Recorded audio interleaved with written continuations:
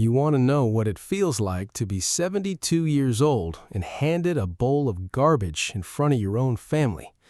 I'll tell you, it feels quiet, real quiet, like the whole room goes underwater for a second.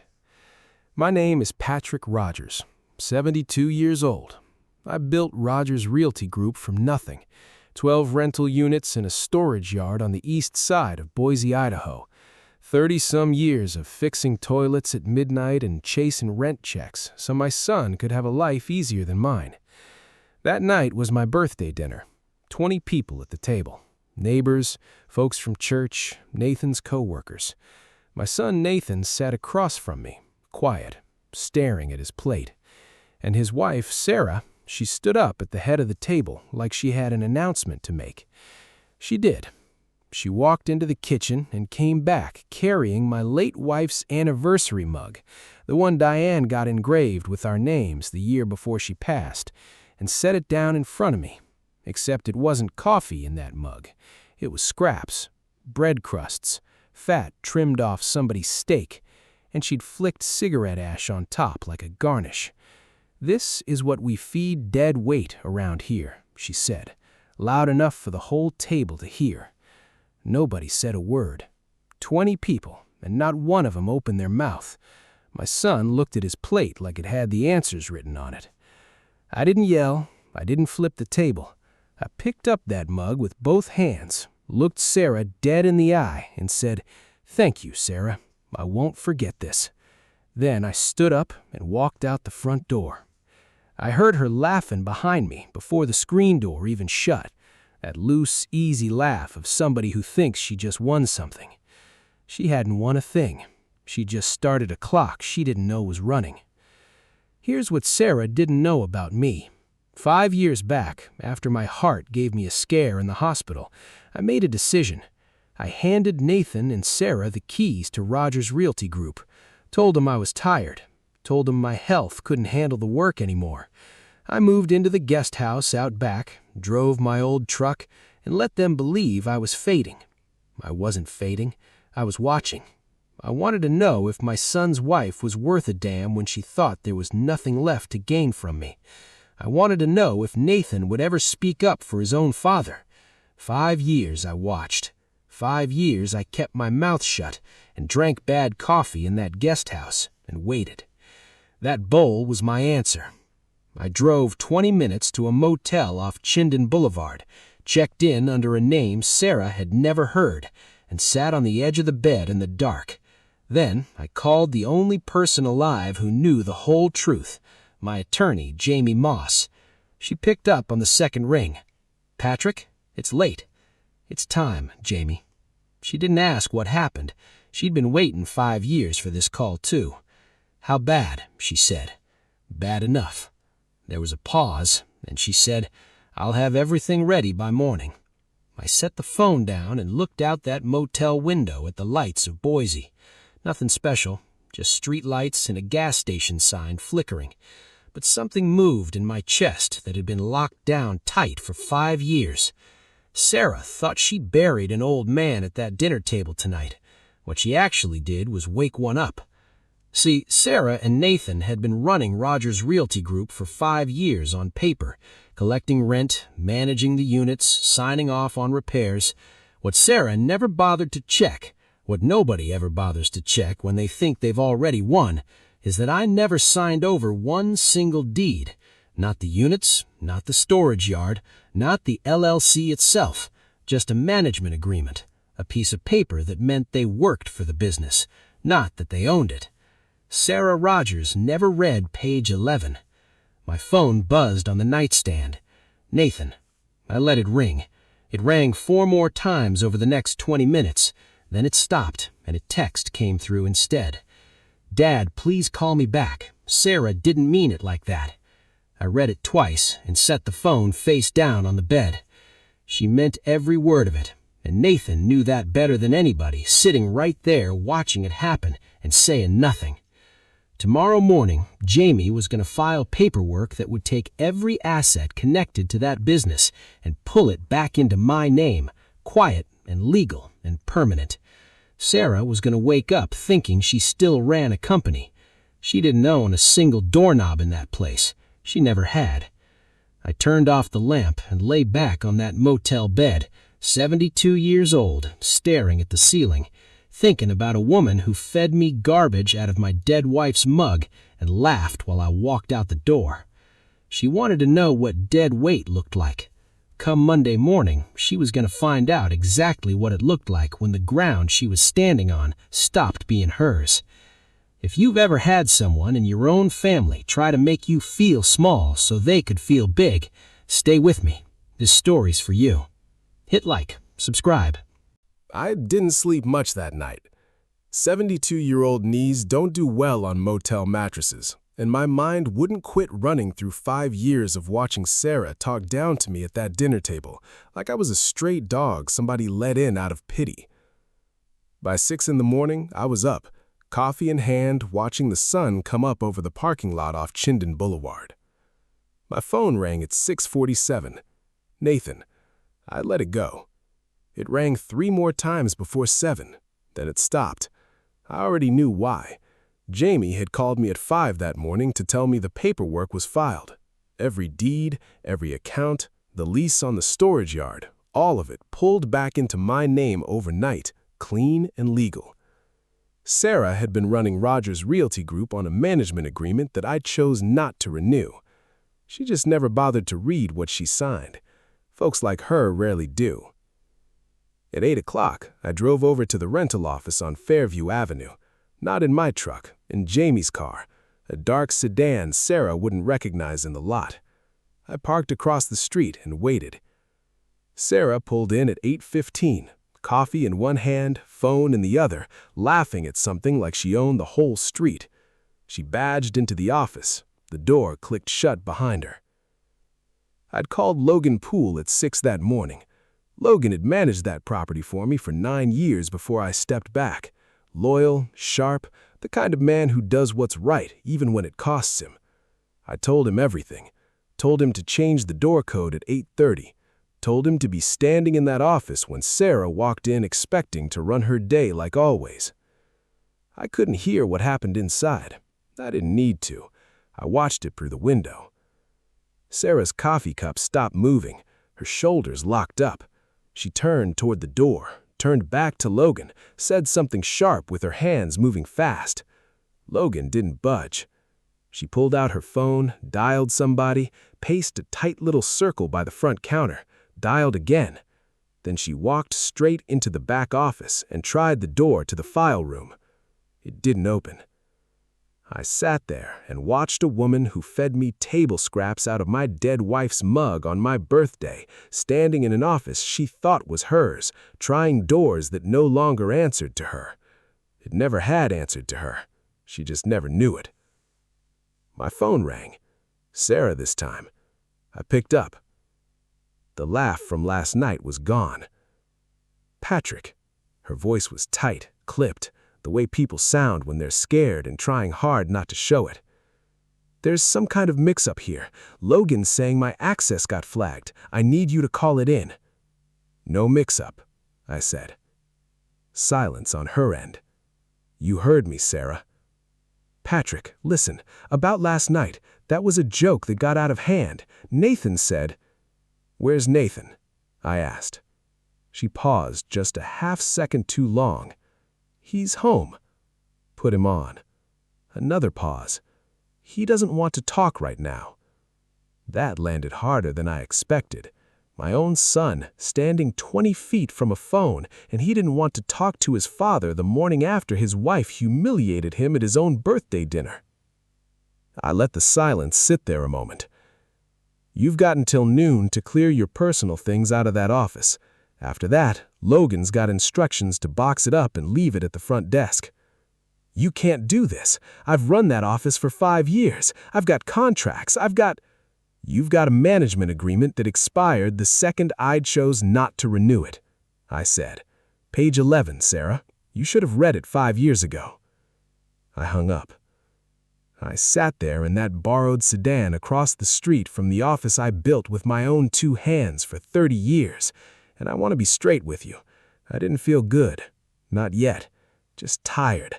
That hollow kind of tired that comes from hoping you're wrong about people you let into your family and finding out you weren't.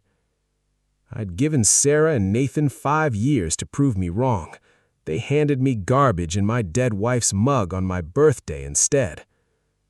Jamie had a meeting set for 2 that afternoon with the 2 biggest tenants in the building, the ones who paid on time every single month and deserved to hear the truth from me directly.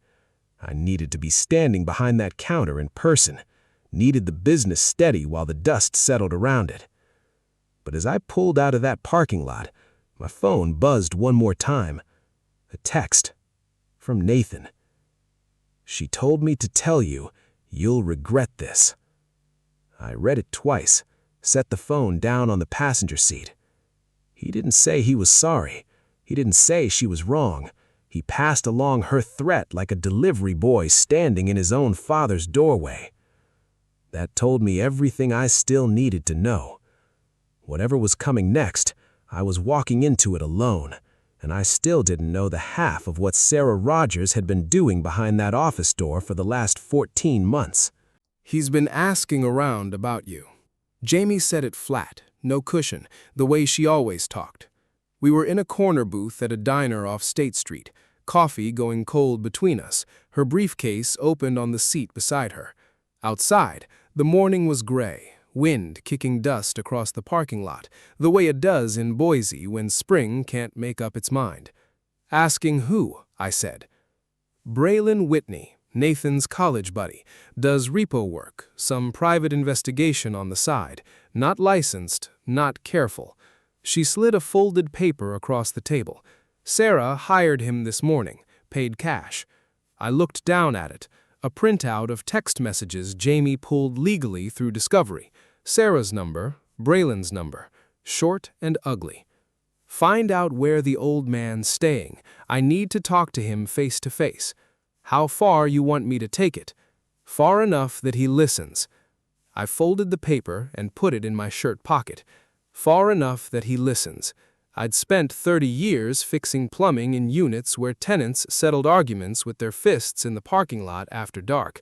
I wasn't afraid of Sarah Rogers or her hired muscle, but I was careful. "She can't touch the business," I said.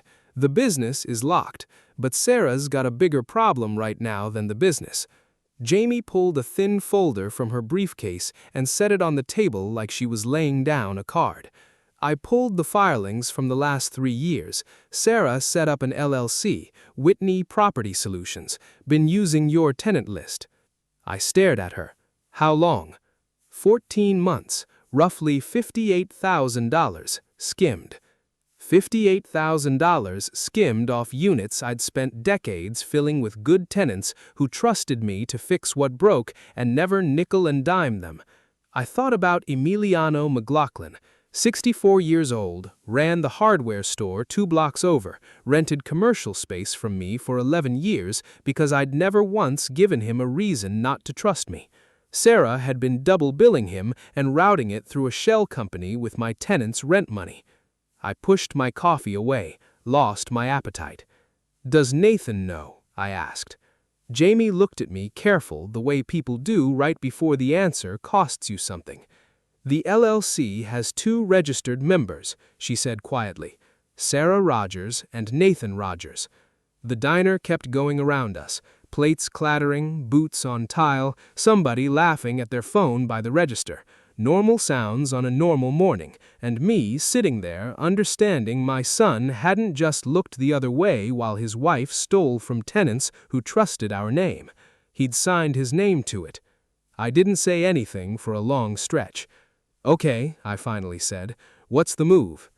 "We file a civil fraud complaint today against Sarah and Nathan both. We notify the affected tenants personally, from you, not a lawyer, so they hear it right. And we request an emergency freeze on the Whitney Property Solutions account before Sarah moves that money. Will she try?" "Already did, this morning. Bank flagged it, unusual transfer pattern, frozen pending review." Jamie allowed herself a small, tight smile. "She's got $58,000 she can't touch and an office she can't walk into. And Braylon Whitney looking for me," I said. "And Braylon Whitney looking for you." I thought about Nathan's text, "You'll regret this." Sarah still believed this was a negotiation. She still believed if she caught me alone, rattled me a little, I'd fold, sign something, crawl back to that guest house, and disappear quiet. She'd mistaken 5 years of my patience for weakness. She was still making the same mistake. "Let her find me," I said. "Patrick," Jamie frowned. "I'm not hiding in a motel room. I'm 72, not dead. Set up a meeting tomorrow with the tenants. Book the conference room at your office. Keep it professional." I stood and dropped cash on the table. "And Jamie, make sure there's a chair for Sarah, too." She looked up at me. "You're inviting her?" "I want her walking in still thinking she's got cards to play. I want her sitting across from Emiliano McLaughlin explaining those double invoices herself." I buttoned my coat. "People like her only stop when they run out of room. Tomorrow, we take the room." I walked out into the wind. My phone buzzed in my pocket. Unknown number. I stopped on the sidewalk and answered. Heavy breathing, then a voice I didn't recognize, low, unhurried. "Mr. Rogers, Sarah wants a conversation tonight, alone. Says you'll want to hear what she's got to say before tomorrow's meeting." I looked down the empty street. "Tell Sarah I'll be at Jamie Moss's office, 9 a.m. tomorrow. She's welcome to say whatever she wants in front of everyone else." I hung up. That had to be Braylon Whitney, which meant Sarah was closer than I thought and getting desperate faster than I expected. Desperate people make mistakes. I just needed to make hers in front of the right people. Emiliano McLaughlin walked into the conference room 5 minutes before 9. 64 years old, hands like leather from 30 years running that hardware store. The kind of man who never once asked for a discount and never once was late on rent. He sat down across from me and said, "Patrick, what in the hell is going on?" "I'll show you," I said. Jamie had the invoices laid out on the table before he even sat down. Clean copies side by side. Rogers Realty billing on the left, Whitney Property Solutions on the right. Same units, same dates, same maintenance calls. 2 separate invoices pulled from Emiliano's account over 14 months. He put on his glasses, looked at the first set, then the second, went very still, the way men go still when they're deciding whether to get loud or get cold. He went cold. "He billed me twice for the roof repair," he said quietly. "Every single repair." "For 14 months, Jamie said. Emiliano took his glasses off, set him down, looked at me. "You knew about this?" "Found out 3 days ago. Made the first call myself." He nodded slow. 30 years of trust folded into that one nod. "What do you need from me?"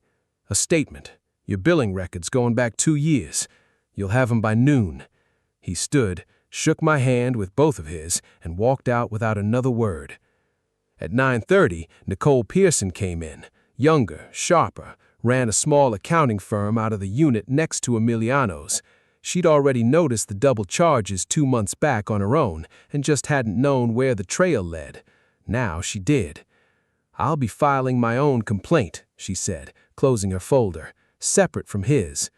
"That's your right," Jamie said. "It's a promise." She left. Jamie looked at me across the table. 2 for 2. Then the door opened. Sarah walked in. She dressed for it. Pressed blazer, hair done, like she was walking into a job interview instead of a reckoning. Braylon Whitney came in behind her, thick through the shoulders, canvas jacket, and posted up just inside the door like he was guarding it. Sarah looked at the papers spread across the table, looked at the empty chairs where Emiliano and Nicole had been minutes before. She hadn't expected that. She thought she was walking into a private conversation, had no idea the tenants had already come and gone. "Where's Nathan?" I asked. Something flickered across her face. "He's not coming." "Did you tell him to stay home, or did he choose it himself?" She ignored that, pulled out a chair, sat down across from me like she still ran the meeting. "Patrick," she said, smooth, rehearsed, like she'd practiced it in the car. "Let's be adults. You want the office back, fine. take it. I'll walk away from the leasing side, no fight. But Whitney Property Solutions is mine. I built those relationships. I deserve something for 5 years of work." I let her finish, then I slid one sheet of paper across the table. She looked down. The civil fraud complaint, filed that morning with Ada County. Her name, Nathan's name. $58,000 in diverted billing. 2 tenant complainants. Her jaw tightened. "This is real," I said. "It's real, Sarah." "You're doing this to your own son," she said, voice shifting, hunting for the angle that would cut deepest. "You know what this does to him.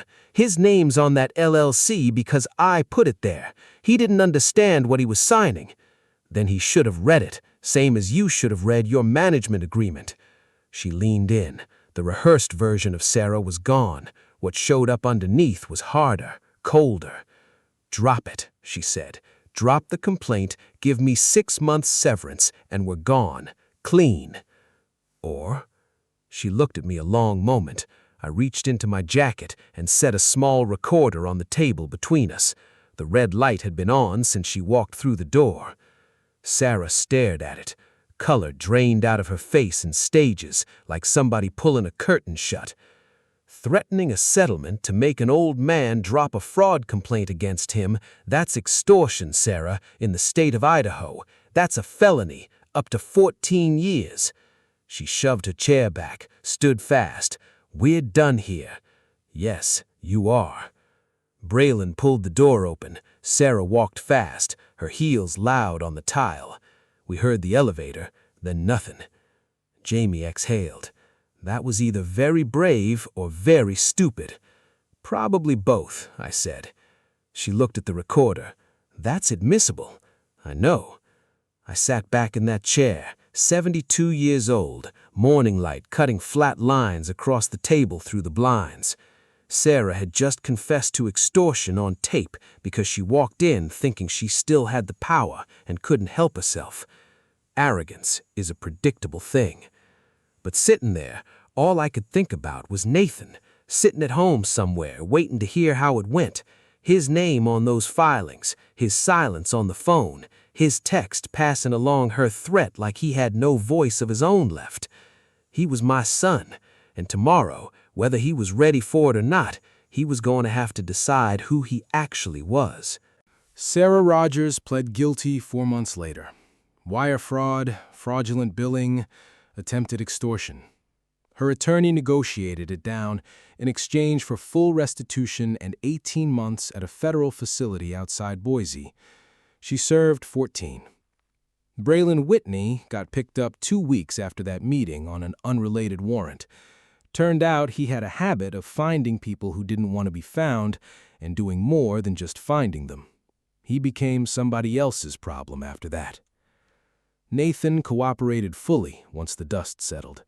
His attorney argued he'd signed the LLC paperwork under pressure without fully understanding what it meant, married into a situation where pushing back cost more than it was worth in that house. The criminal charge against him got dropped. The civil judgment still held him jointly liable for restitution. He paid back his half over 18 months. Didn't once ask me to cover it. I would have. He never asked. That mattered to me more than I let on at the time. The divorce was final that August. 6 months after that birthday dinner, I was standing in the rental office on Fairview Avenue at 7 in the morning, watching Logan Poole run the schedule board the way he always had. Clean, no drama, every unit accounted for. 12 tenants renewed. Nicole Pearson's accounting firm actually expanded their lease after everything came out. She told me she respected how I handled it. Straight, she said, no spin. Emiliano sent over a case of good bourbon. No note, just the bourbon. That was Emiliano. I wasn't back to running the place full time. 72 years old, my knees still locked up on cold mornings. But I was there, in that office, drinking bad coffee with Logan, watching tenants come by to pay rent the way I'd watched it happen for 30 years. That's what I'd actually built. Not the invoices, not the account balances. This, a name on a lease that still meant something when you put it down in writing.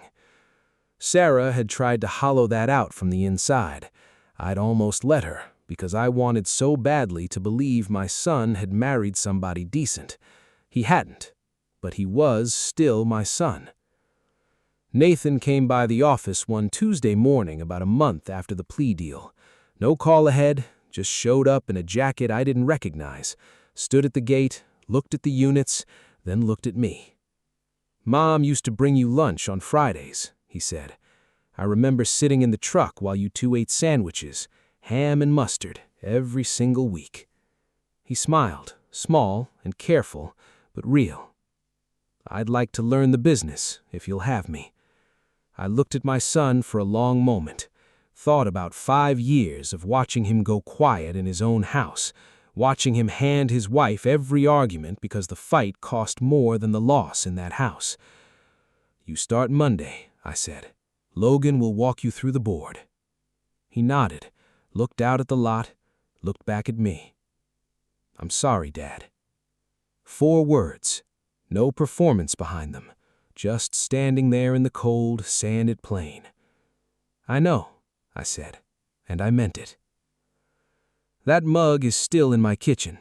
Nathan wanted to throw it out the first week he moved back into helping run things. I told him no. Told him it stays. Not because I need to remember the humiliation. I remember that fine on my own some nights when my knees ache and I can't sleep. It stays because I need to remember what I almost let them turn me into. A burden, dead weight, an old man too tired to stand up for what he spent his whole life building. I was never any of those things. And on the mornings when the paperwork piles up and my body reminds me I'm 72 years old, I look at that mug on the shelf and I remember exactly what it cost to stay standing. It cost everything, and it was worth every bit of it.